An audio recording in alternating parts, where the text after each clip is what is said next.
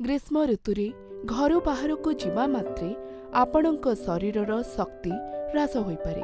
प्रचंड खरा और गरम सह लड़िबा पाई यह जरूरी जे आमे आमर खाद्य पानीय को ठीक रखिबा एवं एपरी खाद्य पदार्थ खाइबा उचित नुहे जहा खरा दिने शरीरर क्षति घटाई पारे। सेथि मध्यरु कॉफी अन्यतम। अनेक लोक प्रत्येक दिन प्राय 1 ରୁ 2 कप किंबा ताठारु अधिक कॉफी पी दियंती। असह्य गरम रे मध्य लोके ऑफिस आसी प्रथमे कॉफी पियंती।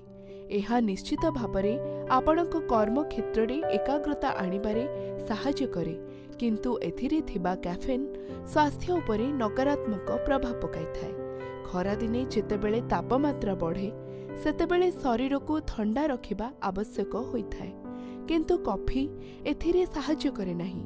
बरं अधिक कॉफी पीवा द्वारा एथिरे थिबा कैफेन शरीरर तापमात्रा बढ़ाई पारे, जा द्वारा अधिक झाल बोही शरीर रे जलीय अंश कमी पारे। खरा दिने शरीरर जलीय अंश कमिबा एक प्रमुख समस्या होइथाए। तेणु कॉफी परिवर्ते अधिकरु अधिक पानी पीवा आवश्यक।